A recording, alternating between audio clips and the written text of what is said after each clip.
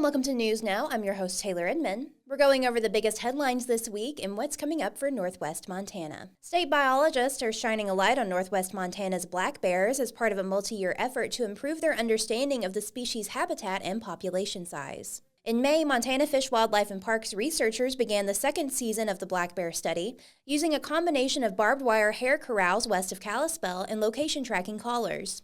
Experts plan to use the findings to better inform wildlife management practices. The last time the state surveyed the black bear population was in 2011. Data helps inform practices, and the information collected could lead to adjusting harvest quotas, according to state officials. It's not any single predator, but a contribution of factors, including habitat and climate changes. That's according to Pat Tabor, vice chair of the State Fish and Wildlife Commission. He said black bears play a big role in early spring ungulate killings. The new study, once completed, will confirm or deny that perception. Up until this project, the state of Montana has been functioning off of population estimates from 2011, published by biologist Richard Mace and Tanya Chilton-Redant. They estimated the mean population at 13,307 black bears statewide. Black bear harvest numbers have increased in recent years, which was one of the main drivers for initiating the project.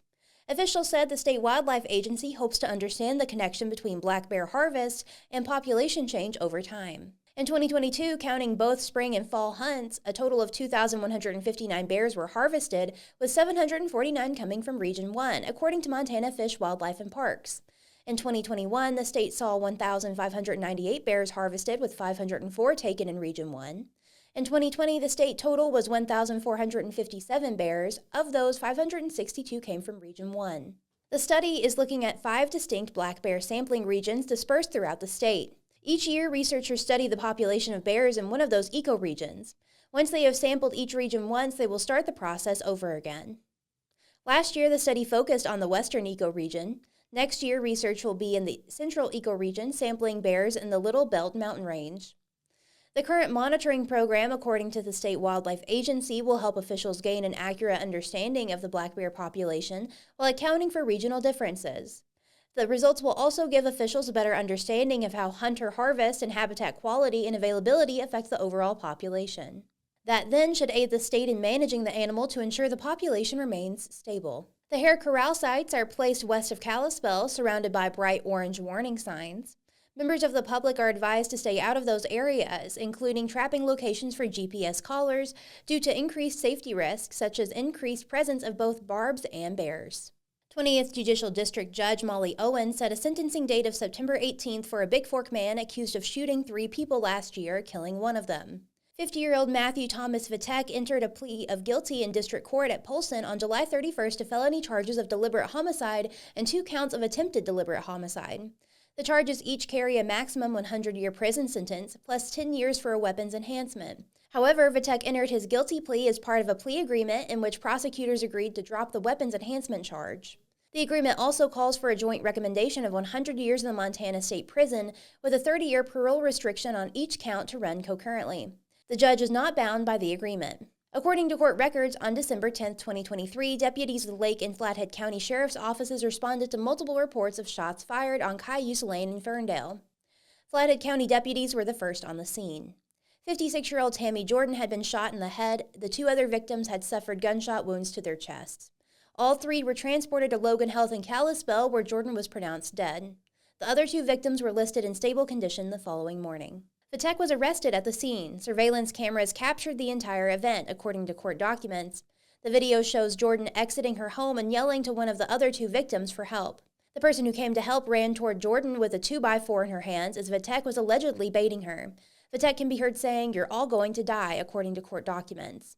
He then allegedly yells, "All right, here we go, we're going to have some fun."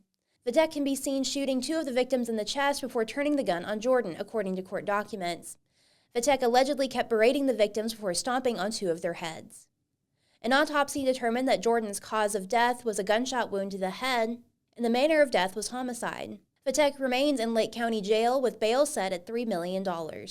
Kalispell is purchasing equipment to treat forever chemicals detected at the Grandview Wells site. The city is contracting with Water Surplus, an Illinois-based water treatment service, to install a pressurized filtration system that binds and removes contaminants from the water. Kalispell Public Works Director Susie Turner said that system can treat up to 2,000 gallons per minute. She described it as a short-term solution that will avoid shutting down the wells.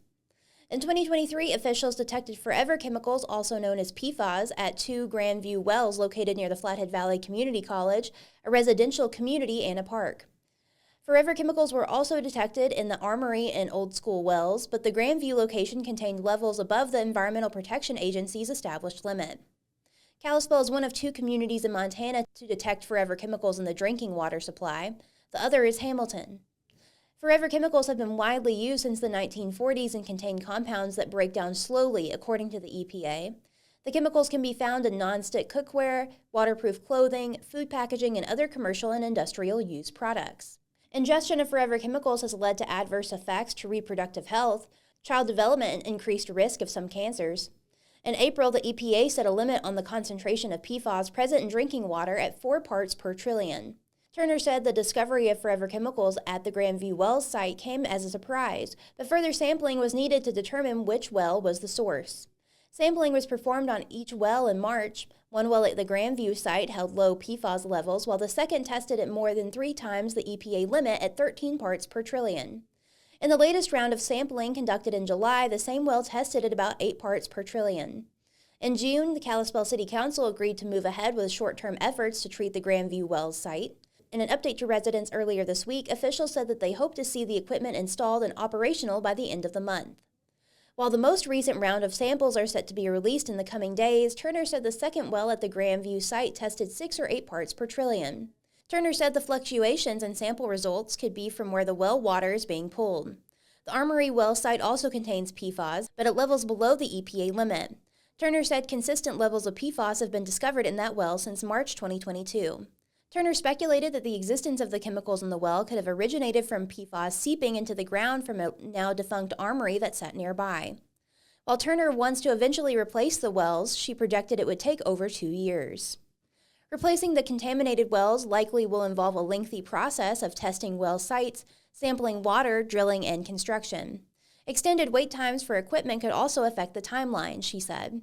Because of the demand for water, officials are unable to shut down the Grandview wells, Turner said.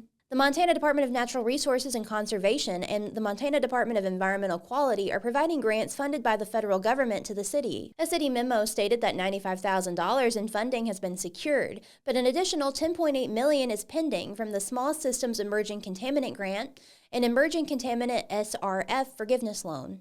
Thanks for joining us. News Now is a podcast from the Daily Interlake. We're proud to be the largest independent newsroom in Montana and the oldest paper in the Valley. Consider becoming a subscriber to support our work. Call Circulation at 406-755-7018 or go to the subscribe tab in the top right corner of our website. And if you haven't already, subscribe to our YouTube channel to never miss an episode of the pod. Everybody stay safe and have a great week. Thanks to our sponsor, Lawrence Auto Repair at 1309 U.S. Highway 2 in Kalispell. Most consistently rated 5-star shop serving the Kalispell area. Visit lawrenceauto.com.